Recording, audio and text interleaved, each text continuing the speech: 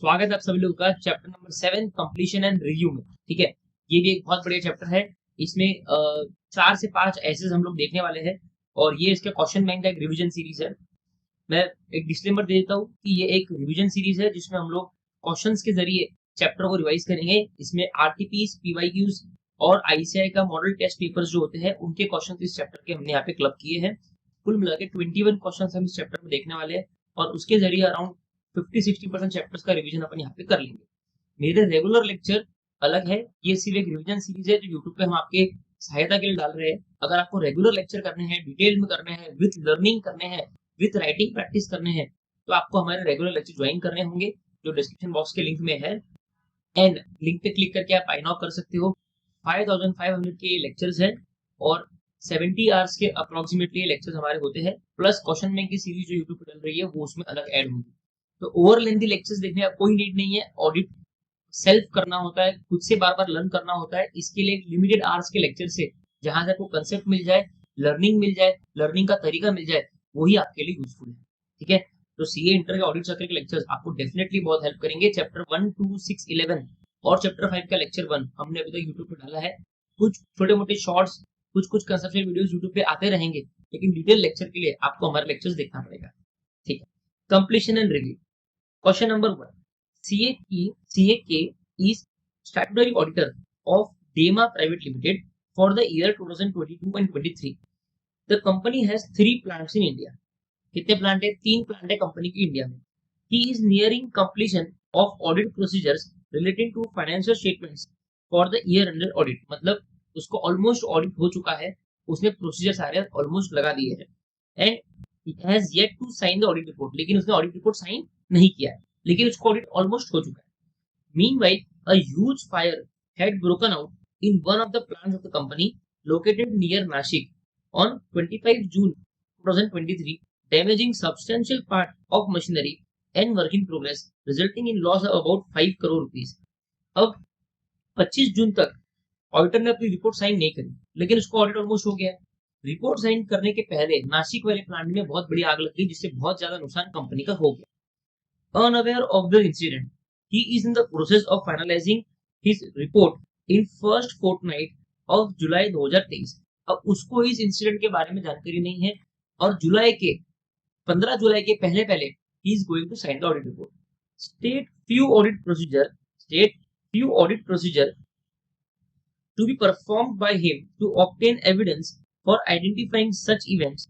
Also explain auditor's responsibility in this situation.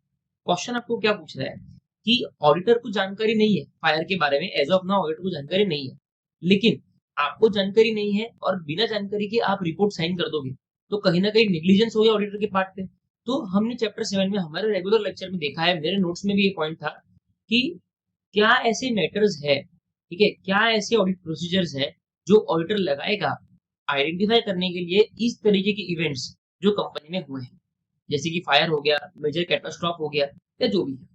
तो क्या क्या चीज यहाँ पे ऑडिटर देखेगा, right? What auditor is going to see, what procedure auditor is going to apply in this regards, ठीक है, कि उसको समझ में आए कि ऐसे इवेंट्स हो रहे हैं। ठीक है, एंड अपने को ये बोलना है कि also explain auditors responsibility in this situation, और इस सिचुएशन में ऑडिटर की रिस्पॉन्सिबिलिटी क्या है कि वो साइन करेगा, नहीं करेगा, या वो क्या और कंडीशंस लाएगा, ठीक है, अपने ऑडिट रिपोर्ट में क्या लिखेगा, हम देखते हैं। देखो, ये सीरीज का एक पर्पस ये भी है कि मैं क्वेश्चन के ऊपर ध्यान दूं, क्वेश्चन कैसे इंटरप्रेट करना है एग्जाम में वो आपको सिखाऊं। इसके लिए मैं कुछ कुछ क्वेश्चन पे काफी फोकस करूंगा, बार बार बोलूंगा, ताकि कुछ समझे कि और एग्जाम में बैठ के हमको क्वेश्चन का इंटरप्रिटेशन कैसे करना है। ठीक है, in the given situation a huge fire broke out, ये पूरा फैक्ट ऑफ द केस है। Before signing audit report he should perform following audit procedure. ठीक है, ये इसको नहीं, हर एक सीए को करना चाहिए। ऑडिट रिपोर्ट साइन करने के जस्ट पहले उसको कुछ ऑडिट प्रोसीजर लगाने चाहिए, ताकि इसको पता चले कि ऐसी कोई इवेंट्स हुए हैं क्या जो मेरे नजरों से छूट चुके हैं। Following audit procedure to obtain audit evidence that all such events, ऐसे सारे इवेंट्स आइडेंटिफाई हो चुके हैं and are appropriately reflected in the financial statement, और फाइनेंशियल स्टेटमेंट्स में एप्रोप्रिएटली रिफ्लेक्ट भी हो चुके हैं। पहला क्या करना है, इंक्वायरी ऑफ मैनेजमेंट। मैनेजमेंट से इंक्वायर कर लो कि भैया कोई सब्सिक्वेंट इवेंट हुआ है क्या। सबसे सिंपल है ये तो, है ना, क्योंकि उनको तो पता ही होगा।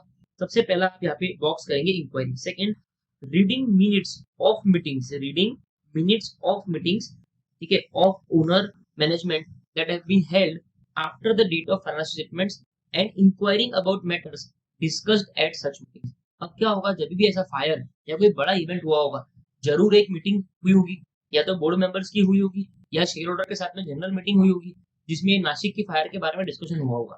तो डेट ऑफ फाइनेंशियल स्टेटमेंट्स मतलब 31 मार्च के बाद में जितनी भी मीटिंग्स हुई है शेयर होल्डर्स की, मेंबर्स की, उनके मिनट्स आप रीड कर लो ताकि आपको समझ में आए कि उन मीटिंग्स में क्या डिस्कशन हुआ था, ठीक है। उसके बाद में आता है reading entities latest subsequent interim financial statements, ठीक है, latest subsequent interim financial statement. तो 31 मार्च के बाद में सबसे लेटेस्ट इंटरिम फाइनेंशियल स्टेटमेंट्स कौन सा होता है, 30 जून मतलब Q1। तो Q1 का फाइनेंशियल स्टेटमेंट्स रीड कर लो और देख लो उसमें कोई डिस्क्लोजर तो नहीं है, उसमें तो कोई इवेंट मालूम नहीं पड़ा है, तो मेरा 31 मार्च की रिपोर्ट में भी वो आएगा, है ना। उसके बाद में obtaining written representation from management, management से एक लिखित में रिप्रेजेंटेशन ले लो कि जितने भी इवेंट्स हुए हैं वो सब आपने हमें बता दिए। सिंपल है, ऑडिट प्रोसीजर सिंपल है कि उसको 4 चीज लगानी है। एक तो इंक्वायरी करेगा मैनेजमेंट से, हाथों हाथ WR भी लेगा, उनकी मिनट्स रीड करेगा और उसके अलावा एंटिटी के लेटेस्ट सब्सिक्वेंट फाइनेंशियल रिपोर्ट को चेक करेगा। उसके बाद में क्वेश्चन नंबर 2, कुंदन। कुंदन एक सीए स्टूडेंट है और एंगेजमेंट टीम का पार्ट है, conducting audit of an entity, ठीक है। Audit procedures are nearing completion, audit procedures खत्म होने वाले हैं। ही नोटिसेस, ये क्वेश्चन जो था ये May 24 आरटीपी का था। He notices that engagement partner has asked for a cash flow forecast from management for next 12 months from the date of financial statements. Kundan ने देखा कि जो एंगेजमेंट पार्टनर है उन्होंने मैनेजमेंट को बोला कि हमको एक कैश फ्लो का फोरकास्ट चाहिए कि अगले 12 महीने में आपका कैश फ्लो कैसा रहने वाला है, ठीक है। Keeping in view of the above, answer the following. पहला, discuss the likely purpose of engagement partner in the above situation, elaborate upon significance of such testing being performed by engagement partner. पहला question ICR ने ये पूछा है कि बताइए engagement partner ने cash flow forecast management से क्यों मांगा हो, है ना। और इस तरीके की टेस्टिंग जो एंगेजमेंट पार्टनर कर रहा है ये क्यों जरूरी है, इसका सिग्निफिकेंस क्या है, तो क्यों मांगा होगा। हमने पढ़ा था ऐसे 570 गोइंग कंसर्न वाला, ठीक है। तो उसमें भी जनरली कैश फ्लो हम लोग देखते हैं कि कंपनी का गोइंग कंसर्न हेम्पर है नहीं है क्या है, देखते हैं आंसर किस लाइंस पे है, ठीक है। Okay, in the given situation, in the given situation the engagement partner has asked for cash flow forecast, ठीक है। ये तो फैक्ट्स ऑफ द केस इन्होंने लिख दिया। अब देखो, therefore purpose of engagement partner in requiring a cash flow forecast is to obtain audit evidence। वो क्यों मांग रहा है, ताकि वो ऑडिट एविडेंस इकट्ठा कर पाए regarding and to conclude on appropriateness of management's use of going concern basis of accounting, ठीक है। वो एविडेंस इकट्ठा कर रहा है कि मैनेजमेंट ने जो going concern basis of accounting का अजम्पशन यूज किया है वो सही है या नहीं है, उसके लिए उसने ये मांगा, ठीक है। क्योंकि अगर 12 महीने का कैश फ्लो देखेगा और उसको लगेगा कि हाँ यार कंपनी को सफिशिएंट कैश है अपनी लायबिलिटीज मीट करने के लिए, तो गोइंग कंसर्न वो सवाल उठता ही नहीं है, ठीक है। Further his purpose is also to conclude on the basis of audit evidence obtain whether a material uncertainty exists related to events that may cast a doubt on ability of entities ability to continuous going concern and to report in accordance with ऐसे 570। तो उसका purpose क्या है कि 570 के बारे में उसको एविडेंस चाहिए जो गोइंग कंसर्न बेसिस का अजम्पशन है वो बराबर है, और क्या कोई ऐसे मटेरियल इवेंट है जिनका फ्यूचर आउटकम के कारण एक सिग्निफिकेंट डाउट क्रिएट होगा on the entity's ability to continuous going concern. The significance of testing going concern assumption is due to its effect on preparation of financial statements। अब ये जो testing वो कर रहा है गोइंग कंसर्न की, इसका सिग्निफिकेंस ये है कि इसका फाइनेंशियल स्टेटमेंट्स की प्रिपरेशन पे बहुत बड़ा इंपैक्ट। क्यों? When the use of going concern is considered as appropriate, जब ऐसा बोला जाता है कि गोइंग कंसर्न का जो असम्पशन है वो सही है, कोई दिक्कत नहीं है, तो जो एसेट और लायबिलिटी है वो रिकॉर्ड होती है एंटिटी में on the basis that entity will be able to realise its asset and discharge liabilities in normal course of business. जब गोइंग कंसर्न असम्पशन हम यूज करते हैं तो हम ये एसेट लायबिलिटीज जो कंपनी की होती है वो इस एंगल से दिखती है कि एसेट्स रियलाइज होंगे और वो रियलाइजेशन से हम लायबिलिटी को पे कर पाएंगे, मतलब सब कुछ बराबर है। नॉर्मल कोर्स ऑफ बिजनेस में एसेट रियलाइज होगी मतलब डेटर जो है उनसे पैसा आएगा, स्टॉक जो है वो बेच के हमको पैसा मिलेगा, है ना। तो ये नॉर्मल कोर्स ऑफ बिजनेस में जो एसेट्स है उनसे पैसा आएगा, मतलब रियलाइजेशन आएगा और लायबिलिटीज को हम लोग मीट आउट कर पाएंगे। ये कब होता है? जब गोइंग कंसर्न असम्पशंस हम लोग सही मानते हैं, सब कुछ सही होता है। In case if it is not so viewed, मतलब गोइंग कंसर्न हैम्पर दिख रहा है, गोइंग कंसर्न ट्रबल में दिख रहा है, तो फाइनेंशियल स्टेटमेंट जो कंपनी के होते हैं वो लिक्विडेशन बेसिस पे प्रिपेयर होते हैं। इसी कारण से गोइंग कंसर्न की टेस्टिंग बहुत जरूरी है। तो ये पैरा नंबर 2 जिसमें हमने 570 के बारे में बोला, ये पैरा नंबर 1 जिसमें 570 के बारे में बोला, ये पैरा नंबर 2 जिसमें गोइंग कंसर्न की टेस्टिंग करने का फायदा, क्यों हम लोग टेस्टिंग करते हैं, वो डिस्कस किया। Two audit procedure in relation to cash flow forecast are likely to perform. अब जब आप कैश फ्लो फोरकास्ट मैनेजमेंट से ले रहे हो, तो वो कैश फ्लो फोरकास्ट मैनेजमेंट ने जो दिया है वो बराबर है या नहीं है, उसके लिए 2 ऑडिट प्रोसीजर रेलेवेंट है। पहला, evaluate the reliability of underlying data generated to prepare the forecast. Forecast को बनाने के लिए जो डेटा जनरेट हुआ है उसकी रिलायबिलिटी क्या है, ये इवेल्युएट करो। फोरकास्ट को बनाने के लिए डेटा जनरेट हुआ मतलब क्या? फोरकास्ट में रेवेन्यू होगा, है ना, परचेज होगा, एम्प्लॉय बेनिफिट एक्सपेंस होंगे। तो इस तरीके के जितने भी डेटा है जो फोरकास्ट का पार्ट है, वो डेटा रिलायबल है कि नहीं, पहले वो देखो। सेकंड, डिटरमाइन करिए whether there is adequate support for assumptions underlying the forecast. जो अजम्पशंस को लेके फोरकास्ट बना है, जैसे कि हमारी सेल्स 10% इंक्रीज होगी हर महीने, हमारी हमारा जो परचेज है उसका अमाउंट कम होगा हर महीने 5% से, ये जो भी अजम्पशन आपने ले रखे हैं, क्या मैनेजमेंट के पास में एडिक्वेट सपोर्ट है, एडिक्वेट कुछ लॉजिक है वो अजम्पशन के पीछे, वो आपको डिटरमाइन करना है। ये 2 चीज आप कैश फ्लो के लिए देखो। Question number 3, CM Manoj is the statutory auditor of a company. He has completed the audit and issued the audit report dated 30 जून 2024। जून 30 मतलब 31 मार्च के बाद में 3 महीने उसको ऑडिट के लगे और जून 30 को उसने अपना ऑडिट रिपोर्ट दे दी। Before signing the audit report, written representation dated 29 June 2024 were obtained from the management of the company. और एक ही दिन पहले मतलब 30 जून के एक दिन पहले उसने डब्ल्यूआर लिया था मैनेजमेंट से, ठीक है। Discuss the significance of the date of WR, also state whether WR obtained on June 29 is appropriate और नॉट। और ये डब्ल्यूआर का सिग्निफिकेंस क्या है, डब्ल्यूआर की डेट का सिग्निफिकेंस क्या है, ठीक है। और दूसरा, जून 29 को जो उन्होंने डब्ल्यूआर लिया मतलब जस्ट एक दिन पहले रिपोर्ट के, वो सही है या नहीं सही। मतलब ये पूरा क्वेश्चन किसके बारे में? डब्ल्यूआर की तारीख के बारे में, कि कब आपको डब्ल्यूआर लेना चाहिए, ठीक है। ये सितंबर 24 article question. As per SA 580 WR, the date of WR shall be as near as practicable to but not after the date of auditors। जितना हो सके ऑडिटर्स रिपोर्ट की डेट की पास की डेट होनी चाहिए डब्ल्यूआर की, लेकिन उसकी बात की रही मतलब 30 जून के बाद 1 जुलाई की डेट रही तो वो कुछ काम की नहीं है, क्योंकि ऑडिट रिपोर्ट की बात की डेट तो हो ही नहीं सकती, ठीक है। Since WR are necessary audit evidence, the auditor's opinion can not be expressed and the auditor's report can not be dated before the date of WR. क्योंकि डब्ल्यूआर एक बहुत इंपॉर्टेंट एविडेंस है, ऑडिट रिपोर्ट का date जो है वो WR के date का पहले का नहीं हो सकता, क्योंकि डब्ल्यूआर कंसीडर करने के बाद ही आप अपनी ऑडिट रिपोर्ट इशू करोगे।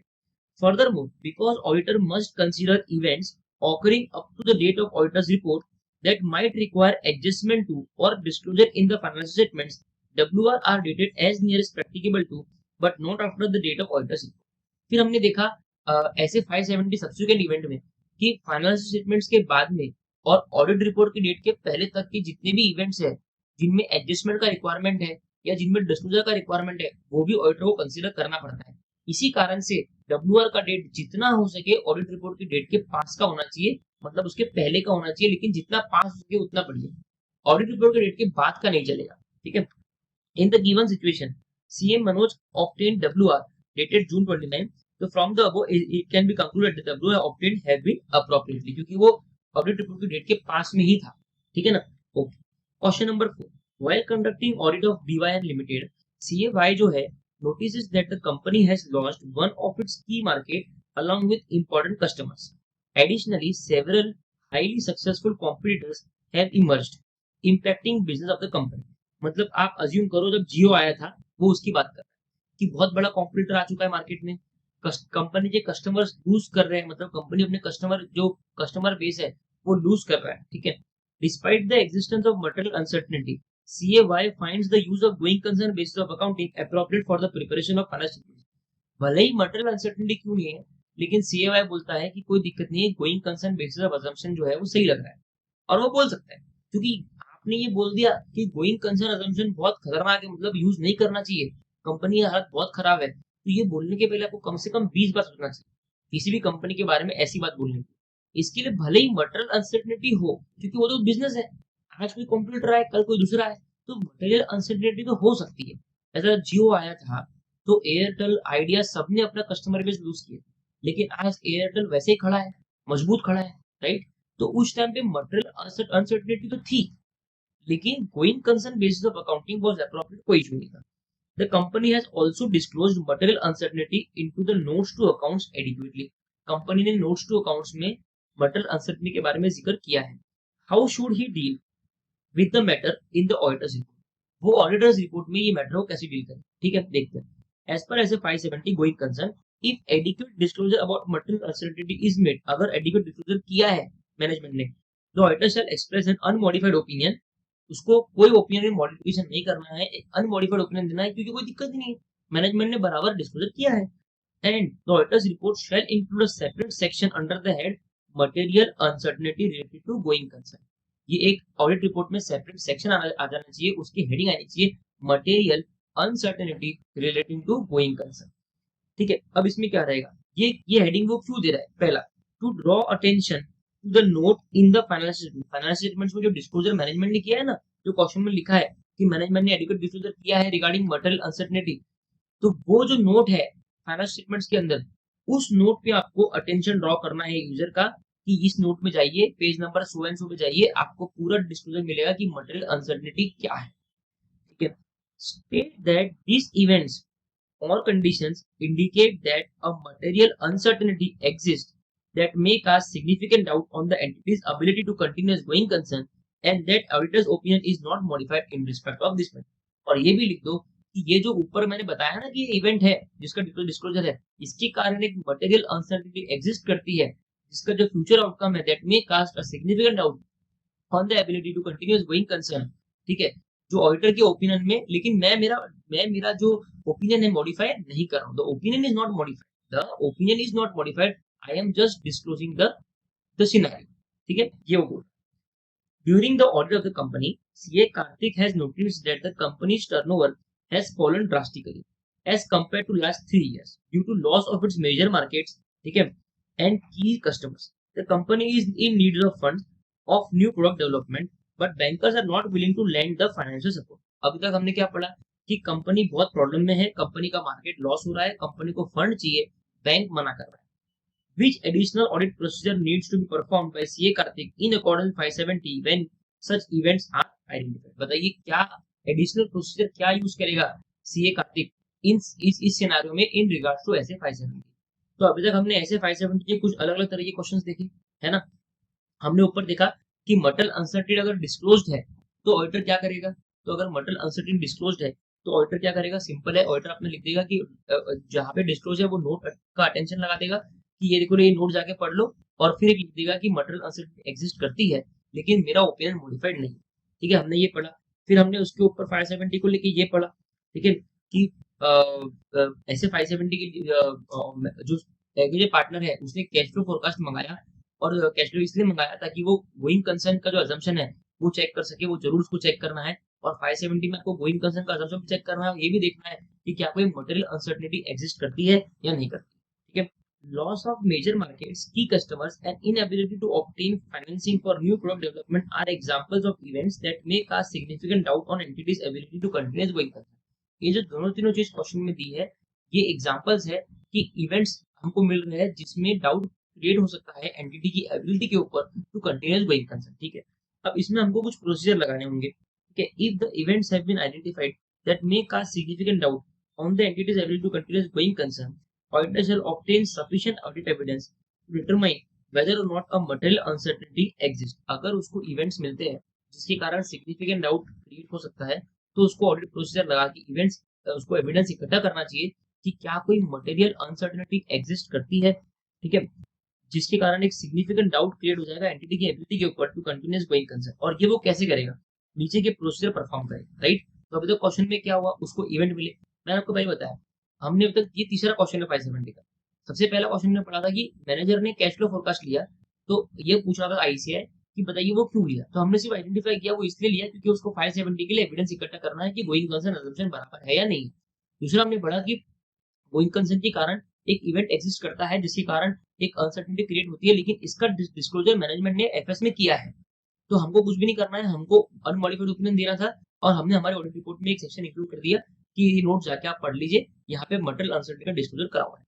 अब ये क्वेश्चन पूछ रहा है कि गोइंग कंसर्न के लिए आपको इवेंट मिला है जिसके कारण गोइंग कंसर्न हैम्पर हो सकता है और मटेरियल अनसर्टेनिटी एग्जिस्ट कर सकती है और नहीं भी कर सकती है, ठीक है। और इसमें आपको ये देखना है कि अब मैं क्या प्रोसीजर लगाऊं, ये देखने के लिए कि मटेरियल अनसर्टेनिटी सही में एग्जिस्ट करती है या नहीं करती, ठीक है। तो अब प्रोसीजर में क्या लगाऊंगा इस रिगार्ड्स में, where management has not yet performed an assessment of entity's ability to continue as going concern, requesting management to make it assessment। सबसे पहला है, अगर मैनेजमेंट ने खुद एक असेसमेंट परफॉर्म किया है, ठीक है, कि मैं कंटिन्यू कर सकती हूँ एज अ गोइंग कंसर्न और नॉट, तो ठीक है। नहीं किया है तो उनको हाथ जोड़ के बोलना कि भैया तुम एक असेसमेंट खुद का परफॉर्म कर लो कि क्या तुम गोइंग कंसर्न के तौर पे कंटिन्यू कर सकते हो या नहीं कर सकते, ठीक है। तो पहले आपको देखना है कि मैनेजमेंट ने अगर परफॉर्म नहीं किया है तो रिक्वेस्ट करो परफॉर्म कर लो। Second, evaluating management's plan for future actions in relation to its going concern assessment। जो मैनेजमेंट ने अपना गोइंग कंसर्न का असेसमेंट किया है उसको लेके अपने को ये देखना है कि मैनेजमेंट का फ्यूचर प्लान ऑफ एक्शन क्या है, ठीक है, क्या क्या मैनेजमेंट करने वाला है, ठीक है। Whether the outcome of this plan, और ये जो फ्यूचर प्लान मैनेजमेंट लगाने वाला है इसका जो आउटकम है is likely to improve the situation, क्या इससे कंपनी की सिचुएशन इंप्रूव होगी। क्या हो सकता है मैनेजमेंट बोले कि मैं शार्क टैंक इंडिया जा रहा हूँ, शार्क टैंक इंडिया में जाके मैं एक आधे शार्क को ऑन बोर्ड लेता हूँ और उनसे पैसा उठाऊंगा, ठीक है। तो क्या इससे कंपनी की सिचुएशन इंप्रूव होंगी, ये आपको चेक करना है। And whether management's plan are feasible, क्या मैनेजमेंट का प्लान फीजिबल है। वो बोल रहा है मैं शार्क टैंक जाऊंगा लेकिन उसका बिजनेस आइडिया इतना बेकार है कि शार्क टैंक में उसको कोई भी जज पैसा देने वाला नहीं, करेक्ट है ना। तो उसकी फीजिबिलिटी भी चेक करनी, केवल मुंह जबानी बोल रहा है वो आप एक्सेप्ट नहीं करो। तो पहला हम उनको बोलेंगे तुम असेसमेंट कर लो। दूसरा हम उनको बोल रहे हैं कि जो असेसमेंट तुमने किया उसमें हमको इवैल्यूएट करना है कि मैनेजमेंट की फ्यूचर प्लान्स क्या है। Third, where the entity has prepared a cash flow forecast, जब एंटिटी ने अगर कैश फ्लो फोरकास्ट प्रिपेयर किया है तो आपको वो फोरकास्ट का एनालिसिस करना है, ठीक है। और एनालिसिस करते वक्त आपको नीचे दिए गए दो चीजें देखना है जो हम ऑलरेडी पढ़ चुके हैं कि हम उसका डेटा जो है उसकी रिलायबिलिटी चेक करेंगे। दूसरा जो अजम्पशन उन्होंने लिया है वो अजम्पशन रीजनेबल है या नहीं है, ठीक है, और उनके लिए एडिक्वेट सपोर्ट है क्या, वो अजम्पशन को लेके एडिक्वेट लॉजिक या सपोर्ट मैनेजमेंट के पास में है क्या। तीसरा पॉइंट है कैश फ्लो फोरकास्ट का, ये हम क्या कर रहे हैं 570 का प्रोसीजर लगा रहे हैं। जब इवेंट हमें मिल जाता है, ठीक है, जिसके कारण एक मटेरियल अनसर्टेनिटी एग्जिस्ट कर सकती है तो हम क्या प्रोसीजर लगाएंगे, तो हम ये लगाएंगे, ठीक है।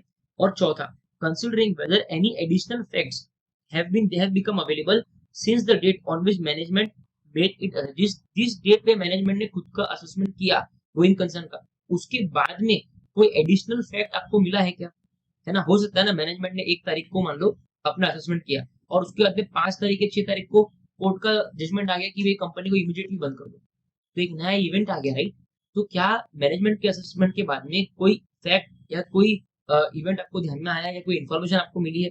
और लास्ट है, एक WR ले लीजिए मैनेजमेंट से वेयर अप्रोप्रिएट PGWC से regarding their plans for future actions and feasibility of this plan, जो उन्होंने हमको पॉइंट नंबर 1 में प्लान बताए थे कि हमारे ये प्लान है और उसकी फीजिबिलिटी ये है। तो जैसे मैं शार्क टैंक में जाऊंगा जज को लूंगा तो एक हमको लिख के ये बात दे दो, ठीक है, हमको तुम्हारे जवाब पे भरोसा नहीं है। ये 5 प्रोसीजर आपको लगाना है। Question number 6, on reviewing internal control over inventories as part of statutory audit of a company, auditor finds that physical verification is not being conducted at regular intervals। आप इन्वेंटरी चेक कर रहे थे, ठीक है, और आपने देखा फिजिकल वेरिफिकेशन रेगुलर इंटरवल्स पे कंपनी नहीं कर रही है as stipulated by the management, management ने बोला है लेकिन फिर भी फिजिकल वेरिफिकेशन नहीं हो रहा है, एम्प्लॉय जो है वो लेजीनेस कर रहा है और वो नहीं कर रहा है। तो auditor finds it to be significant deficiency in the internal control over inventories, और ऑडिटर को लगता है क्योंकि फिजिकल वेरिफिकेशन रेगुलरली नहीं हो रहा है इसके कारण सिग्निफिकेंट डेफिशिएंसी क्रिएट हो रहा है इन्वेंटरी के इंटरनल कंट्रोल के ऊपर।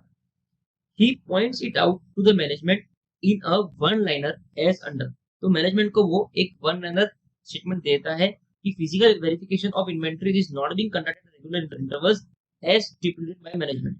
अब क्वेश्चन क्या पूछ रहे हैं कि is above communication by auditor proper, ignore statutory reporting requirements if any in this regards. तो सबसे बड़ा क्वेश्चन ये है कि जो वन लाइनर कम्युनिकेशन आपने मैनेजमेंट को किया है कि फिजिकल वेरिफिकेशन नहीं हो रहा है, क्या ये सफिशिएंट है, ये आपको डिटेल में लिखना था, देखते हैं। As per SA 265 communicating deficiencies in the internal control to TCWG, ये हमने पढ़ा है ऑलरेडी हमारे रेगुलर बैच में, ठीक है। While pointing out significant deficiencies in internal control, auditor has not only to communicate significant deficiency, उसको सिर्फ significant deficiency one liner में communicate नहीं करना है, giving their description, but also explain the potential effects and sufficient information to TCWG and management to understand the context of communication. समझ गए? मतलब सिर्फ वन लाइनर आपको डिस्क्राइब नहीं कर देना है कि डेफिशिएंसी क्या है, आपको बताना है कि इसके पोटेंशियल इफेक्ट्स क्या होंगे। पोटेंशियल इफेक्ट क्या होंगे कि इन्वेंट्री चोरी हो जाएगी क्योंकि फिजिकल वेरिफिकेशन नहीं हो रहा है, और आपको सफिशिएंट इंफॉर्मेशन देनी है टीसीडब्ल्यूजी को, मैनेजमेंट को, रिगार्डिंग द डेफिशिएंसी, ताकि वो कम्युनिकेशन का कंटेक्स्ट समझ पाए, ठीक है। In the given situation facts of the case है, therefore the above communication is not proper, not only significant deficiency, it should also explain to the management the potential effects of not carrying out physical verification of inventories, क्या क्या हो सकता है, physical verification अगर नहीं हो रहा है तो क्या क्या इफेक्ट होगा, है ना। It should explain that such a significant deficiency can lead to misstatement of inventories impacting profits of the company, इसके कारण इन्वेंटरीज के अंदर मिसस्टेटमेंट होगा और कंपनी का प्रॉफिट वो हैम्पर होगा। Highlighting the importance of such a control, it should be stated that responsibility be fixed for concern person for adhering to such an important control. बोले एक कंसर्न पर्सन को responsibility दो कि अगर तूने नहीं किया तो उसको पेनल्टी लगाओ, कि ये इतना इंपॉर्टेंट प्रोसीजर है कि ये होना ही चाहिए। Question number 7, management of PQ limited change during the period under audit, mister G an auditor at the time of receiving WR one on the management responsibility from the management was in a dilemma related to the date of end period covered by the written representation. क्या हुआ, management जो है company का पूरा change हो गया, अब वो WR ले रहा है, कौन, ऑडिटर। तो अब वो थोड़ा सा कंफ्यूज है कि मैं WR किससे लूं, कैसा लूं, क्योंकि पहले तो मैनेजमेंट कोई और था। Further, new management was of the view that they can give WR from the date they took over and not from the prior period when old management were managing the affairs of the company। बोल रहे हैं जब से हमने management take over किया है हम तब से ही WR दे पाएंगे, उसके पहले का हम नहीं थे तो हम WR नहीं दे पाएंगे। तो अब इस सिनेरियो में ऑडिटर क्या करेगा, as per SA 580 WR, date of WR shall be as near as practicable to but not after the date of auditor's report, ये हमने ऑलरेडी ऊपर डिस्कस कर चुके हैं।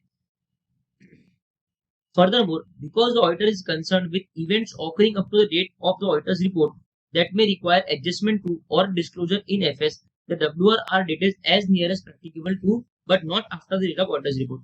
क्योंकि ऑडिटर कंसर्न है, ठीक है, कि भाई मेरे ऑडिटर्स रिपोर्ट के डेट तक ऐसे कोई इवेंट्स हो जाए, ऐसे कोई एडजस्टमेंट हो जाए जिसका मेरे को एफएस में एडजस्टमेंट करना पड़े या डिस्क्लोजर करना पड़े, ठीक है। तो ये इसके लिए मेरा WR जो मेरे को मिल रहा है वो मेरे ऑडिट रिपोर्ट के डेट के पास का होना चाहिए, ठीक है, ताकि जितने भी इवेंट्स हो गए वो सब WR के अंदर आ जाए और मैं सिक्योर रहूं।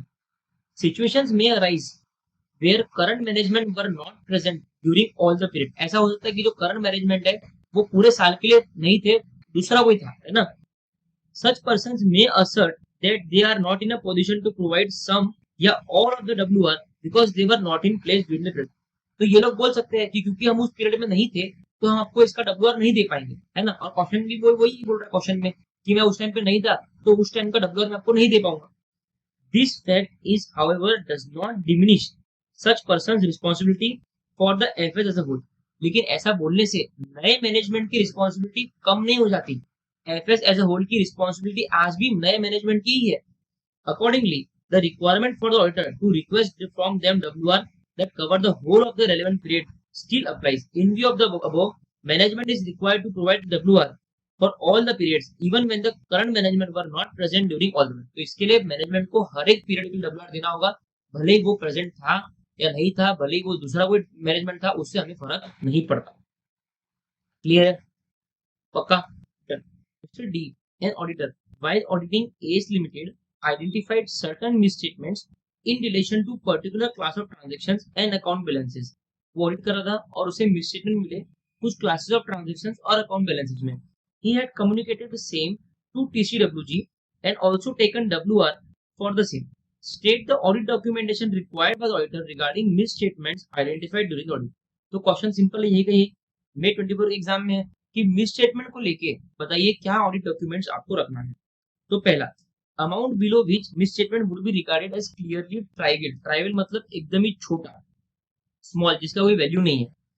तो कौन से अमाउंट के नीचे आप बोलोगे कि यार ये मिसस्टेटमेंट ठीक है, अगर है तो भी मेरे को फर्क नहीं पड़ता, नहीं है तो मेरे को फर्क नहीं पड़ता। तो what is that amount below which the misstatement will be considered as trivial. All misstatement accumulated during the audit and whether they have been corrected. इसको लेके भी आपको डॉक्यूमेंटेशन मेंटेन करना है कि पूरे ऑडिट के दौरान कितने मिसस्टेटमेंट आपको मिले और सारे जो मिसस्टेटमेंट है वो मैनेजमेंट ने करेक्ट कर दिए हैं, ठीक है।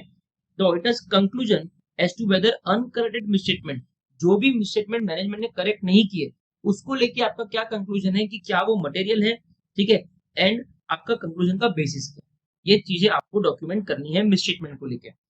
Coming to CA Rashmi, CA Rashmi auditor है एबीसी लिमिटेड के for the financial year ending 31 March 2024।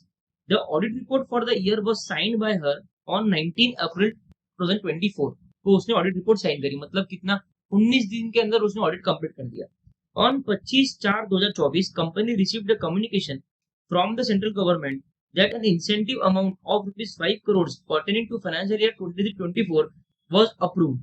Central government ने इंफॉर्मेशन दिया कि आपका एक जो भी आपने 31 मार्च को अकाउंट्स क्लोज किए उसमें एक 5 करोड़ का इंसेंटिव आपको हमने अप्रूव किया है जो आपको मिलने वाला है। It was paid to the company before the end of the April. The FS of the company were not yet issue to the shareholders. तो और गवर्नमेंट ने पैसा कंपनी को दे भी दिया, तो कंपनी तो बल्ले बल्ले हो गई, बिना कुछ करे 5 करोड़ का इंसेंटिव गवर्नमेंट ने दे दिया। अभी तक कंपनी ने फाइनेंशियल स्टेटमेंट्स इशू नहीं किया थर्ड पार्टी, फाइनेंशियल स्टेटमेंट्स बन गया, ऑडिट हो गया, साइन भी हो गया, लेकिन इशूड नहीं हुआ, ठीक है। The board of directors wished to include the incentive amounts in the financial statements and requested the auditor to issue a fresh audit report for the year ended 31 March 2024। Board of directors क्या बोलते हैं खुशी के मारे कि हम 31 मार्च को जो हमारा अभी फाइनेंशियल ईयर क्लोज हुआ है उसी में ये 5 करोड़ की अकाउंटिंग करना चाहते हैं और आप हमें एक प्लीज रिवाइज्ड ऑडिट रिपोर्ट, एक नई ऑडिट रिपोर्ट आप हमको दे दो। बताइए आप इसमें आप क्या करोगे। As per S 560 subsequent event 560 subsequent event, the auditor has no obligation to perform any audit procedure regarding the FS after the date of auditor's report। 560 ने साफ साफ एक बात बोली है कि ऑडिटर रिपोर्ट की डेट के बाद आपका कोई ऑब्लिगेशन नहीं है ऑडिट प्रोसीजर परफॉर्म करने का, कोई ऑब्लिगेशन आपका नहीं है, आपका काम वही तक खत्म हो गया। लेकिन however when after the date of auditor's report but before the date financial statements are issued, financial statements third party के लिए जब हम लोग अवेलेबल करते हैं उसको बोलते हैं फाइनेंशियल स्टेटमेंट्स आर इशूड। उसके पहले और ऑडिट रिपोर्ट के डेट के बाद में एक फैक्ट आपको पता चलता है, had it been known to the auditor at the date of auditor's report may have caused the auditors to amend the auditor's report। अगर उसको ये फैक्ट ऑडिटर रिपोर्ट के डेट पे मालूम होता तो वो अपनी ऑडिट रिपोर्ट को चेंज करता। अगर ऐसा कोई फैक्ट उसको मिला ऑडिटर रिपोर्ट के डेट के बाद में जो उसको उस दिन मालूम रहता तो शायद उसकी रिपोर्ट कुछ और होती। तब उसको क्या करना चाहिए, मैनेजमेंट से डिस्कस करना चाहिए, डिटरमाइन करना चाहिए कि फाइनेंशियल स्टेटमेंट्स में अमेंडमेंट की जरूरत है क्या, एंड इंक्वायर करना चाहिए मैनेजमेंट को कि how it intends to address the matter in the financial statement, जिसको हमने हमारे रेगुलर लेक्चर में बोला था DDI, right. Discuss the matter with the management, determine whether the financial statement needs an amendment and inquire what steps management will be taking to address this particular issue, ठीक है। तो इसके लिए कैसे हम लोग एफएस में इसको हम लोग इनकॉर्पोरेट करने वाले हैं। If management amends the FS the auditor shell carry out audit procedure necessary in the circumstances on the amendment. अगर मान लो मैनेजर बोलता है कि मैं एफएस को अमेंड करूंगा तो आपको ऑडिट प्रोसीजर लगानी है in respect to the amendment, जितना अमेंडमेंट हुआ है उसको लेके ही आपको ऑडिट प्रोसीजर लगानी है। Further auditor shall extend audit procedures and provide a new auditor's report on the amended FS. However, new auditor's report shall not be dated earlier than the date of approval of the amended financial statements. Obvious सी बात है, normal audit report हम जब देते हैं तो financial statements की date की बाद की डेट हमारी होती है। इन द सेम वे जब हम लोग रिवाइज ऑडिट रिपोर्ट दे रहे हैं तो उसकी डेट भी अमेंडेड फाइनेंशियल स्टेटमेंट्स की डेट की बाद की होगी, राइट।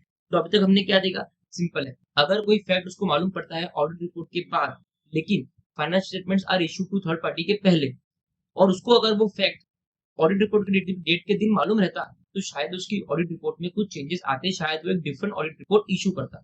अगर ऐसा है तो उसको DDI लगाना है, डीडीए लगाने के बाद में अगर मैनेजमेंट फाइनेंस स्टेटमेंट्स को अमेंड कर रहा है तो इसको भी एक नई ऑडिट रिपोर्ट देनी है और इसको ऑडिट प्रोसीजर लगाने हैं in relation to the amendment. In the instant case ABC limited received an amount of ₹5 crore, ऐसा ये पूरा इन्होंने यहाँ तक फैक्ट ऑफ द केस लिया। The board wishes to amend the FS and requested CA to consider this event and issue a fresh audit report. ठीक है, ये तो हो गया पूरा आपका फैक्ट। आपको प्रोविजन समझ में आ गया कि क्या करना था उसको। अब कंक्लूजन देखो, after applying the conditions CA Rashmi can issue a new audit report subject to the date of the audit report which should not be earlier than the date of approval of the amended financial। तो क्या कर सकती है वो, एक नई audit report यहाँ पे दे सकती है क्योंकि उसको एक फैक्ट मालूम पड़ा है ना, उसको एक फैक्ट मालूम पड़ा और वो फैक्ट से उसको अगर उसको ऑडिट रिपोर्ट दिन मालूम पड़ता तो शायद उसकी ऑडिट रिपोर्ट कुछ और होती, राइट। तो उसको यहाँ पे अमेंडमेंट करना चाहिए। Done. CA10 question number 10, CA Vasu was appointed as the statutory auditor of Messrs Pizza Limited for the financial year 2023-24. While reviewing the internal controls, he observed that the company has entered into many transactions with firms in which the directors are interested. Company ने बहुत सारे transaction में enter किया है जहाँ पे company के directors interested है, मतलब related party. The company's specified procedure was bypassed in such transaction। और ये जो रिलेटेड पार्टी ट्रांजेक्शन हुआ है इनमें बहुत सारे कंपनी के प्रोसीजर को बाईपास किया गया है। CA Basu considered it as a significant deficiency in the internal control over related party transaction। और उसने क्या किया, कम्युनिकेट किया TCWG से कि भाई ये ऐसी डेफिशिएंसी चालू है। Please explain what is meant by deficiency internal control की डेफिशिएंसी का मतलब क्या होता है। Second, as per 265 whether significant deficiency communicated by CA Basu to TCWG is appropriate। ये हमने ऑलरेडी ऊपर एक क्वेश्चन ऐसे देखा था। पहले देखते हैं डेफिशिएंसी का मतलब क्या होता है। ये डेफिशिएंसी इंटरनल कंट्रोल कब एग्जिस्ट करती है। This exists when a control is designed, implemented or operated। Control design किया गया है, इंप्लीमेंट किया गया है, ऑपरेट किया गया है in such a way that it is unable to detect, prevent or correct mistake. इस तरीके से उसका डिजाइन है कि वो मिसस्टेटमेंट को डिटेक्ट, प्रिवेंट, करेक्ट नहीं कर पा रहा है। कौन, control. Second, a control necessary to prevent, detect and correct misstatement on timely basis is missing. Control ही नहीं है, ऊपर क्या बड़ा हमने, कंट्रोल है लेकिन उसका डिजाइन ऐसा है कि वो डिटेक्ट, प्रिवेंट नहीं कर पा रहा है मिसस्टेटमेंट को, तो ये डेफिशिएंसी हो गई। दूसरा वो बोल रहा है कि कंट्रोल ही नहीं है कि मिसस्टेटमेंट को हम लोग प्रिवेंट कर ले, ऐसा कंट्रोल ही नहीं है। ठीक है, ओके। अब आ जाओ point number 2। As per S 265 while pointing out significant deficiency auditor has not only to communicate, ये हमने ऊपर पढ़ा कि उसको सिर्फ कम्युनिकेट नहीं करनी डेफिशिएंसी, लेकिन उसको सारी इंफॉर्मेशन देनी है टीसीडब्ल्यूजी को in the context of the communication. वही चीज इसने यहाँ पे बोली है। अब आ जाओ question number 11, SRP limited. SRP limited appointed messrs JK and company as its statutory auditors. Auditor, while carrying out the audit, observed that the company has entered into complex transactions having material effect on the FS. In order to have a realistic information on the said transaction, audit team decided to take assistance from TCWG. Audit team बोलती है एक काम करते हैं, TCWG की help लेते हैं क्योंकि ट्रांजेक्शन बहुत कॉम्प्लिकेटेड है। Two of the team members were discussing as to who can be TCWG, but could not get a fair idea on the same. Can you guide them by explaining the same? TCWG होता क्या है? That who are TCWG? पहला, the persons with the responsibility for overseeing the strategic direction of the entity. ऐसे लोग जिनका काम होता है कि एंटिटी का स्ट्रेटेजिक डायरेक्शन बनाना, कि क्या स्ट्रेटेजी से एंटिटी काम करेगा। ठीक है। Second, for some entities TCWG may include management personnel, for example executive members of the governance board of private or public sector entity, है ना, Mukesh Ambani, right? Governance structure vary by entities reflecting influences such as different cultural and legal backgrounds and size and ownership characters. For example, in some entities a supervisory board exists that is separate from executive board. बहुत सारी company में जो normal board of directors है उनके ऊपर एक supervisory board of directors होते हैं, तो जो सुपरवाइजरी बोर्ड ऑफ डायरेक्टर्स है इनको टीसीडब्ल्यूजी कहा जाएगा। In other entities both supervisory and executive functions are performed by single board। और कुछ एंटिटीज में क्या होता है, कोई सुपरवाइजरी अलग नहीं है, ये सब मिला के एक ही बोर्ड है। In some entities TCWG hold positions that are an integral part of an entity's legal structure. For example company director। बहुत से इसमें क्या है, जब मुकेश अंबानी जब यंग था तो वो खुद ही बोर्ड का पार्ट था, तो वो खुद ही TCWG है, right? In most entities governance is the collective responsibility of a governing body such as board of directors, supervisory board, partners, proprietors, committee of management, trustees, equal person. कुछ entities में क्या होता है कि जो TCWG का role है वो सब मिला के प्ले करते हैं। ऐसा बोर्ड ऑफ डायरेक्टर्स भी है, सुपरवाइजरी बोर्ड है, पार्टनर्स है, ये सब मिल के TCWG का रोल करते हैं, ठीक है? तो ये कुछ इन्होंने एग्जांपल दिए हैं जिसमें वो बताते हैं TCWG क्या होता है। ये क्वेश्चन जनवरी 25 के एग्जाम में आ चुका है, ठीक है? इसके चांसेस कम है आने के लिए। मुझे लगता है कि ये थोड़ा सा उतना इम्पोर्टेंट क्वेश्चन नहीं है कि TCWG कौन होता है उसके बारे में आपको आईसीए पूछेगा। जनवरी में पूछ लिया है तो अब चांसेस कम है कि वैसे भी एग्जाम में आएगा। फिर भी आप इनमें से 4-5 भी लर्न करोगे तो आपका हो जाएगा, ठीक है? ओके मैम, अब आते हैं अगले रेलेवेंट क्वेश्चन पे। वो आता है ICI model test number 1। ICI model test number 1। Up and High Private Limited has started its export business during the year. ठीक है? The company was catering to domestic market only in past years. CAH, the auditor of the company, is of the view that the company has understated its revenue by 50 lakhs in their 23-24 by not complying with the requirements of AS9. अभी तक क्या बोल रहा है कि CA को लगता है कि कंपनी ने 50 लाख की इनकम खुद की कम दिखाई है क्योंकि उसने AS9 के कुछ प्रिंसिपल्स को फॉलो नहीं किया है। Discuss responsibility of the auditor to communicate with management in the above situation in accordance with 450. Also explain the usefulness of such communication. 450 में हमने बात किया है। 450 जो है वो अकाउंटिंग एस्टिमेट मिसस्टेटमेंट्स के बारे में बात करता है, राइट? कि आप मिसस्टेटमेंट्स का इवैल्यूएशन कैसे करोगे। तो आप बताइए मैनेजमेंट को आप क्या कम्युनिकेट करोगे इस रिगार्ड्स में, वो आपको बताना है पहला। और ऐसे कम्युनिकेशन का यूजफुलनेस क्या होता है ये आपको बताना है। If management refuses to correct misstatement, management refuse कर देता है कि मैं करेक्ट नहीं करने वाला हूँ, तो आपका क्या आगे स्टेप रहेगा, ठीक है? The above situation is an example of misstatement relating to non-compliance of requirements of AS9 identified during the audit. In accordance with the requirements of SA 450, the auditor shall communicate on timely basis all misstatements accumulated during the audit with appropriate level of management. उसको ये करना है timely basis पे जितने भी misstatement accumulate हुए audit के दौरान वो मैनेजमेंट को उसको कम्युनिकेट कर देने हैं। अनलेस लॉ प्रोहिबिट करते हैं तो बात अलग है। तो auditor shall request management to correct those mistake, और ऑडिटर को मैनेजमेंट से रिक्वेस्ट करना चाहिए कि प्लीज इस मिस्टेटमेंट को करेक्ट करो। पहला पैराग्राफ यहाँ खत्म हो गया। Timely communication of misstatement to the appropriate level of management is important as it enables the management to evaluate whether the items are misstatements, inform the auditor if it disagrees, and take action as necessary. तो पहले हमने क्या बोला कि timely communication कर दो misstatement का, किसको? एप्रोप्रिएट लेवल ऑफ मैनेजमेंट को कर दो। अनलेस लॉ प्रोहिबिट करते तो बात अलग है। और मैनेजमेंट से रिक्वेस्ट करो कि ये मिसस्टेटमेंट मैंने आपको कम्युनिकेट किया है, प्लीज इनको करेक्ट कर दो। दूसरे में वो क्या बोलते हैं कि टाइमली आपको इसलिए करना है ताकि मैनेजमेंट आपको बता सके कि ये मिसस्टेटमेंट है या नहीं, फर्स्ट चीज। सेकंड, अगर है तो मैनेजमेंट उसको एग्री करता है या डिसएग्री करता है, ठीक है? और अगर मैनेजमेंट डिसएग्री कर रहा है तो आप भी अपने एक्शन ले सकते हो, ठीक है? The correction by management of all misstatement including those communicated bye the auditor enables management to maintain accurate accounting books and reduce the risk of material misstatement.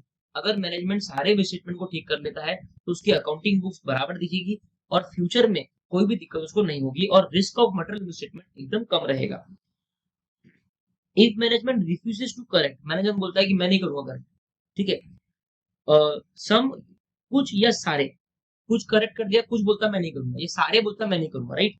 If management refuses to correct some or all of the misstatements communicated by the auditor, auditor shall obtain an understanding of management's reason for not making the correction. Management क्यों correct नहीं कर रहा पहले वो समझेंगे हम, and shall take that understanding into account when evaluating whether the FS as a whole are free from material mistake.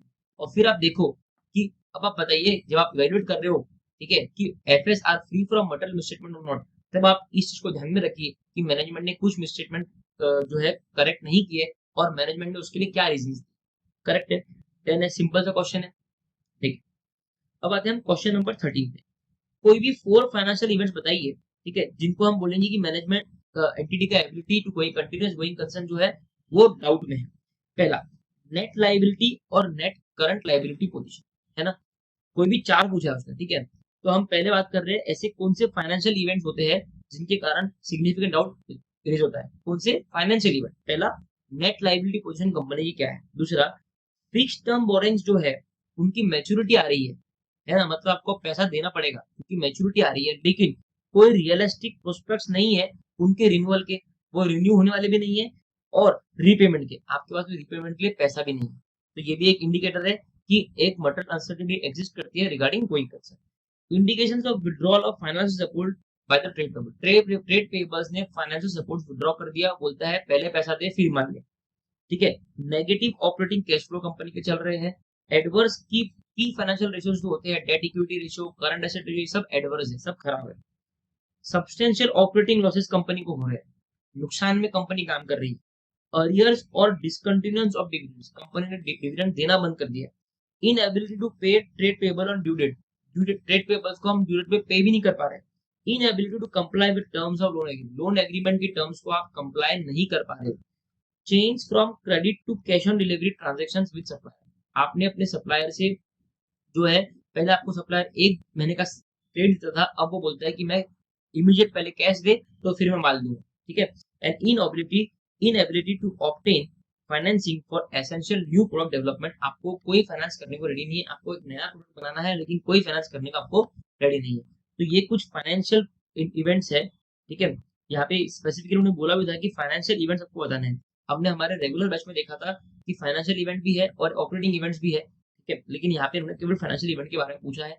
तो इसमें उन्होंने 4 पूछा है, अब फटाफट 6 रिकलेक्ट कर लेते हैं कि आप ट्रेड पेबल को पे नहीं कर पा रहे हैं, ट्रेड पेबल ने फाइनेंशियल सपोर्ट विड्रॉ कर दिया है, सप्लायर जो है उन्होंने स्विच कर दिया है from credit method to cash on delivery method, आपके की फाइनेंशियल रेशियोज बहुत एडवर्स है, ठीक है। उसके बाद में आपकी जो net liability, net current liability position है वो बेकार है।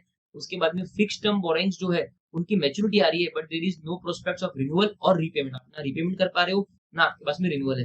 न्यू प्रोडक्ट डेवलपमेंट के लिए आपको कोई पैसा देने को रेडी नहीं है, ठीक है। तो आ जाओ question number 14। CAJ is working as internal auditor of JKL Limited, a non-listed company.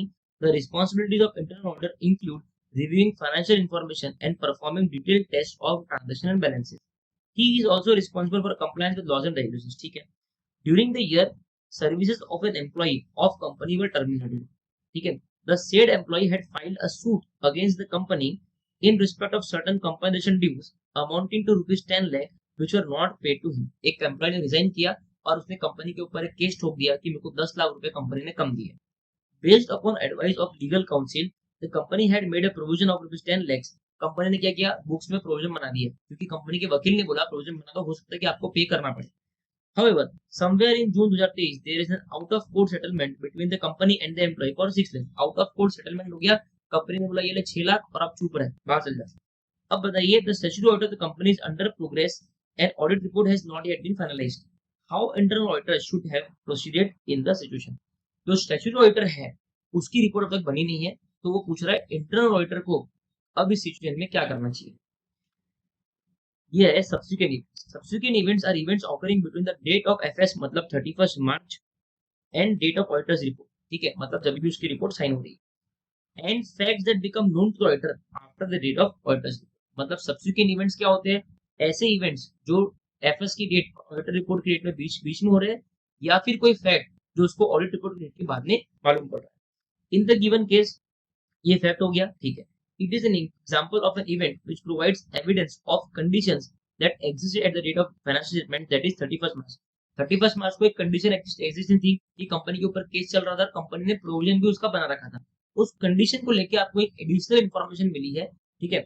It provides evidence on adjustment in the provision amount already made in the FS. Therefore, the internal auditor should ask management to revise the provision downward to 6 lakh so that FS are in accordance with applicable accounting standards. तो internal auditor को management से request करना चाहिए कि आपने जो 10 लाख का provision बनाया है उसको कम करके 6 लाख कर दीजिए, तभी वो आपके अकाउंटिंग स्टैंडर्ड के हिसाब से बराबर रिफ्लेक्शन शो होगा, ठीक है। क्लियर है, क्योंकि इंटरनल ऑडिटर का भी जिम्मेदारी है कि जो एफएस बने वो as per applicable financial reporting framework बने, ठीक है ना। Done, okay. आपको क्वेश्चन देखिए गैस करना पड़ेगा कौन से ऐसे क्वेश्चन है और फिर उसमें रेलेवेंट पॉइंट्स आपको लिखने पड़ेंगे। ये आईसीए मॉडल टेस्ट 2 का क्वेश्चन है, question number 15। WR about management responsibilities involves confirmation of fulfillment of management responsibility in the preparation of the FS, providing the relevant information and also informing about the completeness of transaction. Explain. हमको ये बताना है कि जब हम WR लेते हैं management से, क्यों लेते हैं, कि वो WR हम इसलिए लेते हैं कि मैनेजमेंट उसमें हमको लिख के दे रहा है कि एफएस बनाने के लिए जो भी उसकी रिस्पॉन्सिबिलिटीज थी वो मैनेजमेंट ने पूरी करी है। तो बताइए कि इस सेंस में मैनेजमेंट आपको क्या क्या डब्ल्यू देगा और आप क्या क्या लेंगे। पहला, W about management responsibilities involves confirmation of fulfilment of management responsibilities in following areas. जब हम मैनेजमेंट से डब्ल्यू लेते हैं तो मैनेजमेंट नीचे दी गई एरियाज के ऊपर अपने को डब्ल्यू देता है और बोलता है कि मैंने ये सब किया है। पहला कि मैंने प्रिपरेशन ऑफ एफएस किया है as per applicable financial reporting framework. दूसरा कि मैंने आपको सारी इंफॉर्मेशन प्रोवाइड करी है जो भी आपको जरूरी है। ठीक है, तो auditor shall request management to provide WR that it has fulfilled its responsibility for preparation of FS in accordance with AFRF, right? है ना? तो ये पहला पॉइंट तो सेम है हम जो बोल रहे थे कि ऑडिटर को मैनेजमेंट से डब्ल्यूआर रहना चाहिए कि उसने अपनी जिम्मेदारी को पूरा किया। Due to its responsibility for the preparation of FS and its responsibility for conduct of entity's business, management would be expected to have sufficient knowledge of the process followed by the entity in preparing and presenting FS. क्योंकि वो बोलता है क्योंकि management की जिम्मेदारी है company का business run करने के लिए, मैनेजमेंट की जिम्मेदारी है कि एफएस प्रिपेयर हो, प्रेजेंट हो इन अकॉर्डेंस विद एएफआरएफ। तो मैनेजमेंट को हम एक्सपेक्ट कर सकते हैं कि मैनेजमेंट के पास में सफिशिएंट नॉलेज है कि जो एफएस है वो एएफआरएफ के हिसाब से बने हैं या नहीं बने। ठीक है, सेकंड है इंफॉर्मेशन प्रोवाइड। तो इसमें वो बोलता है कि auditor shall request management to provide WR. Auditor को मैनेजमेंट से रिक्वेस्ट करना चाहिए कि मुझे डब्ल्यूआर दे दे। क्यों दे दे? that it has provided the auditor कि उसने ऑडिटर को प्रोवाइड किया है with all relevant information and access as agreed in the terms of audit engagement। जैसा हमने टर्म्स ऑफ ऑडिट एंगेजमेंट में बोला था उस हिसाब से सारी इंफॉर्मेशन और सारा एक्सेस मैनेजमेंट ने ऑडिटर को दिया है। इसके लिए आपको डब्ल्यूआर लेना है। सेकंड कि सारे ट्रांजेक्शंस जो रिकॉर्ड होने चाहिए थे, सारे ट्रांजेक्शन जो है वो सब एफएस के अंदर रिकॉर्ड भी हो गए हैं और रिफ्लेक्टेड भी। ये दो चीज को लेके आप मुझे इंफॉर्मेशन डब्ल्यूआर दे दीजिए कि आपने मुझे सारी इंफॉर्मेशन दी है और सारे ट्रांजेक्शन एफएस के अंदर रिकॉर्ड हुए। अब आता है question number 16। Stay Fit Private Limited is a startup that has been in the business of about 2 years. It runs ये देखो यहाँ तक तो फालतू है कि वो क्या करते हैं। कंपनी का जो रेवेन्यू है are expected to grow in the coming period. Although company has reflected net losses in its FS for the last 2 years, it has managed to meet its financial commitments. Swiggy Zomato है ना loss में है लेकिन company super strong. The FS for the last 2 years were prepared on going concern basis of accounting. Management of the company wants to follow the same of accounting. Is the view of management appropriate? How does the going concern affect the preparation of FS? Management चाहता है कि मैं going concern को follow करूं, कोई दिक्कत नहीं। ठीक है, हमने गोइंग कंसर्न के लिए ऑलरेडी 3 क्वेश्चन ऊपर देख लिए। देख, as per SA 570 going concern is one of the fundamental accounting assumption. The enterprise is normally viewed as a going concern that it is continuing its operation in foreseeable future. बोले normally कोई भी enterprise को आप बोलते हो कि going concern है कि फ्यूचर में अपना ऑपरेशन कंटिन्यू करेगी, क्योंकि हम क्यों किसी के बारे में बुरा सोचेंगे। ठीक है, it is assumed that the enterprise has neither the intention nor the necessity of liquidation. Enterprise का कोई इंटेंशन नहीं है कि उसको लिक्विडेट होना है और कोई जरूरी भी नहीं है कि वो लिक्विडेट होना है, क्योंकि एंटिटी की साउंड पोजीशन ऐसा अपन हर बार अज्यूम करते हैं। ठीक है, under the going concern basis of accounting, the financial statements are prepared on the assumption that the entity is a going concern and will continue its operation for foreseeable future. General purpose FS are prepared using the going concern basis of accounting unless management either intends to liquidate the entity or to cease operations or has no realistic alternative but to do so. बोले general purpose में generally हम लोग accounting statements को going concern बोल के ही बनाते हैं, management बनाता है, अनलेस मैनेजमेंट को इंटेंशन है कि उसको एंटिटी को लिक्विडेट करना है या ऑपरेशंस बंद करना है या उसके पास में कोई और चारा नहीं है। In the given situation the company has reflected net losses. ठीक है, और लेकिन ये यहाँ तक पूरा क्वेश्चन में है। ठीक है, यहाँ तक the revenue of the company is also expected to grow in the coming period. ये भी क्वेश्चन में पार्ट था। अब ये क्या, ये आंसर का पार्ट है। It shows that management has neither the intention, management का कोई इंटेंशन नहीं है लिक्विडेट करने का, not the necessity of liquidation, कोई जरूरी भी नहीं कि उसको लिक्विडेशन करना है। Therefore, view of the management for following going concern assumption is correct. Further, the significance of going concern is due to its effect on the preparation of FS. और उसका इफेक्ट क्या है कि अगर आप गोइंग कंसर्न बनाते हो तो आप एसेट और लाइबिलिटी ऐसे बनाते हो कि एसेट्स रियलाइज होंगे और लाइबिलिटीज मीट होंगी। लेकिन अगर आप गोइंग कंसर्न बेसिस पे नहीं बनाते हो, गोइंग कंसर्न मान लो हैम्पर है, तो आप लिक्विडेशन बेसिस पे आपका अकाउंटिंग करते हो। ठीक है, तो वो ये बोल रहा है कि ability of an enterprise to be viewed as going concern affects the preparation of FS. जब गोइंग कंसर्न एप्रोप्रिएट है तो हम एसेट लायबिलिटी को रिकॉर्ड करते हैं ऑन द बेसिस कि एसेट्स रियलाइज होंगे और लायबिलिटी डिस्चार्ज होंगे। और जब हम नॉट व्यू है गोइंग कंसर्न बोल के नहीं, जब गोइंग कंसर्न के तौर पे उसको नहीं देखते हैं तो एफएस जो है वो प्रिपेयर होते हैं लिक्विडेशन बेसिस पे। फॉर एग्जांपल इन्वेंटरीज में need to be written down as this may be sold at a lower price. Question number 70, CA Sumit has been appointed as the statutory auditor of Core limited, list out some matters that he may consider in determining whether a deficiency or a combination of deficiency in internal controls constitutes a significant deficiency। वो बोलता है कि वो क्या matters consider करेगा कि कोई deficiency significant है या नहीं है ना। ये आपके दिमाग में डाउट आया होगा, जैसे आप डेफिशिएंसी बोल रहे हो फिर एज पर ऐसे 265 बोलते हो कि सिग्निफिकेंट डेफिशिएंसी हमें कम्युनिकेट करना है टीसीडब्ल्यूजी को, तो कौन सी डेफिशिएंसी को सिग्निफिकेंट कहेंगे ये देखने के लिए क्या मैटर्स वो सीए देखने वाला। पहला, examples of matters that auditor may consider in determining whether a deficiency constitutes a significant deficiency। पहला, the likelihood of the deficiencies leading to material misstatements in the FS in the future। कितनी likelihood है कि ये deficiency के कारण एक material misstatement future में FS में हो जाए, राइट। क्योंकि अगर कंट्रोल में significant deficiency है तो misstatement छूट जाएगा, कंट्रोल उसको डिटेक्ट नहीं कर पाएगा, है ना। तो कितनी likelihood है कि ये सिग्निफिकेंट डेफिशिएंसी के कारण एक मटेरियल मिसस्टेटमेंट फ्यूचर में एफएस के अंदर हो जाए। द ससेप्टिबिलिटी टू लॉस और fraud of the related asset और लायबिलिटी, है ना। कितनी ससेप्टिबिलिटी है, मतलब कितने चांसेस है कि फ्रॉड या फिर लॉस हो जाए रिलेटेड एसेट या लायबिलिटी को जिसके ऊपर ये कंट्रोल लगा है ना। कोई ना कोई एसेट के ऊपर कंट्रोल लगा होगा ताकि वो एसेट को अपन सेफगार्ड कर सके। अब अगर वो कंट्रोल डेफिशिएंट है तो कितना चांसेस है कि ये कंट्रोल के डेफिशिएंट होने के कारण ये एसेट के अंदर लॉस हो जाएगा या एसेट के अंदर फ्रॉड हो जाएगा, राइट।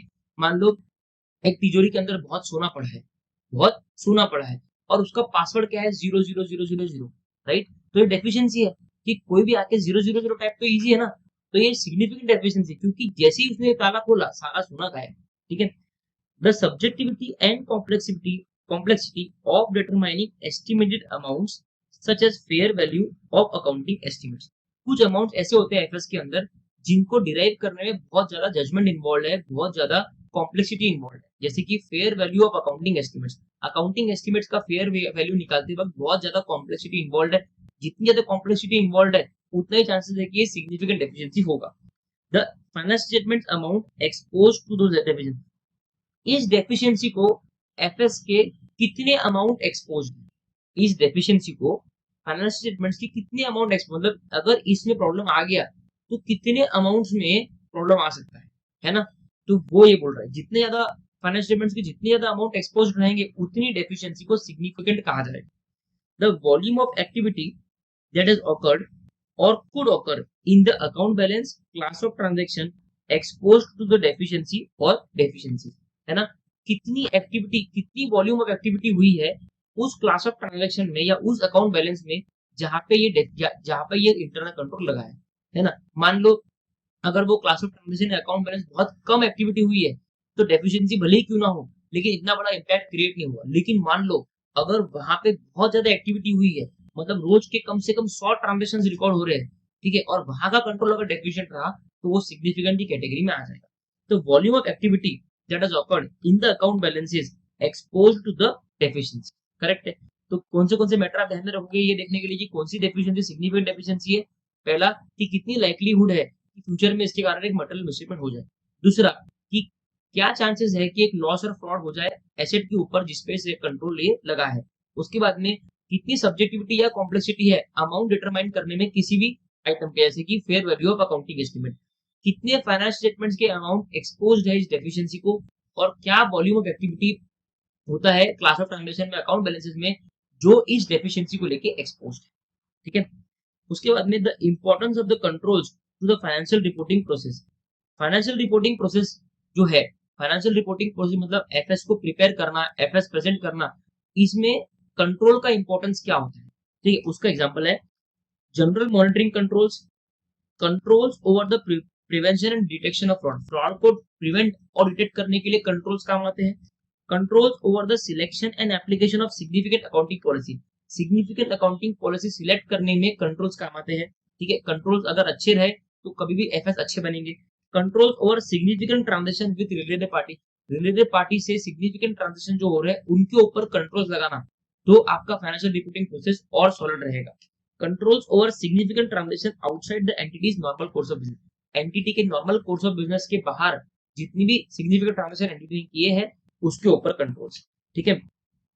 उसके अपने controls over the period end financial reporting process, the cost and frequency of the exceptions detected as a result of the deficiencies in the controls. एक और पॉइंट क्या बोला कि जो भी एक्सेप्शंस मिले हमको, एक्सेप्शंस मतलब कुछ अनयूजुअल एक्टिविटी मिली, वो उसका कॉज क्या है, मतलब वो क्यों मिली और कितनी फ्रीक्वेंटली हमको ये एक्सेप्शंस मिल रहे हैं, ठीक है। उससे मालूम पड़ेगा कि कौन सा कंट्रोल डेफिशिएंसी जो है वो सिग्निफिकेंट है या नहीं, ठीक है। इस तरीके से उन्होंने यहाँ पे कुछ दिया है, आप इनमें से 3-4 लर्न कर लेंगे, ठीक है, कोई इशू नहीं है। अब ये पॉइंट जो हमने पढ़ा था वो ये था कि इस कंट्रोल का जिसमें डेफिशिएंसी है, इस कंट्रोल का इंपॉर्टेंस कितना है, राइट। जितना ज्यादा उसका इंपॉर्टेंस है उतना ही सिग्निफिकेंट उसका डेफिशिएंसी माना जाएगा। तो उसमें हमने कुछ ये कंट्रोल्स पढ़े, राइट।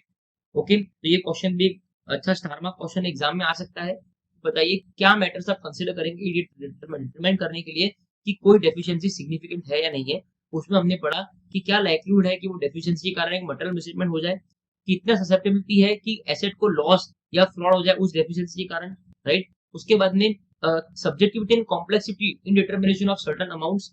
उसके बाद हमने देखा कि फाइनेंशियल स्टेटमेंट से कितने अमाउंट एक्सपोज्ड है उस डेफिशिएंसी को लेके, और क्या वॉल्यूम ऑफ एक्टिविटी हो रहा है क्लासेस ऑफ ट्रांजेक्शन में, अकाउंट बैलेंसेस में, जिस जो क्लासेस ऑफ ट्रांजेक्शन और अकाउंट बैलेंसेस इस डेफिशिएंसी को लेके एक्सपोज्ड है।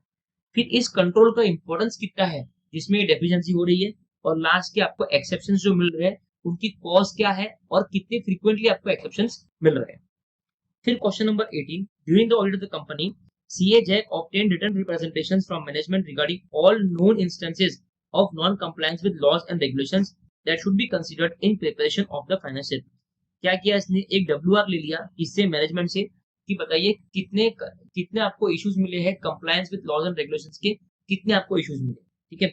However during the audit he observe that information provided in this regard was incomplete. उसको मालूम पड़ा कि जो WR में इंफॉर्मेशन मैनेजमेंट ने दी है वो इनकम्प्लीट है, and the audit evidence indicating such non-compliance contradicted with the WR, casting doubt on their reliability। और उसको और ऐसे एविडेंस मिल गए जिससे उसको समझ में आ रहा है कि जो WR मैनेजमेंट ने लिख के दिया है वो गलत लिख के दिया है।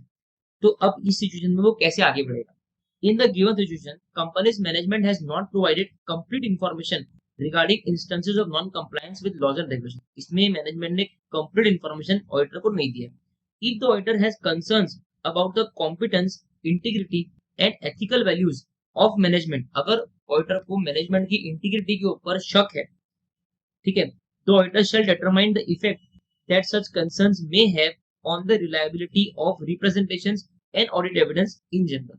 तो ऑडिटर को देखना होगा कि ये जो कंसर्न्स उसको है मैनेजमेंट की इंटीग्रिटी को लेके उसका क्या इंपैक्ट है रिटर्न रिप्रेजेंटेशंस पे, और दूसरे कोई भी एविडेंस जो उसने ऑडिट के दौरान ऑब्टेन किए हैं इन पे इसका इंपैक्ट क्या है।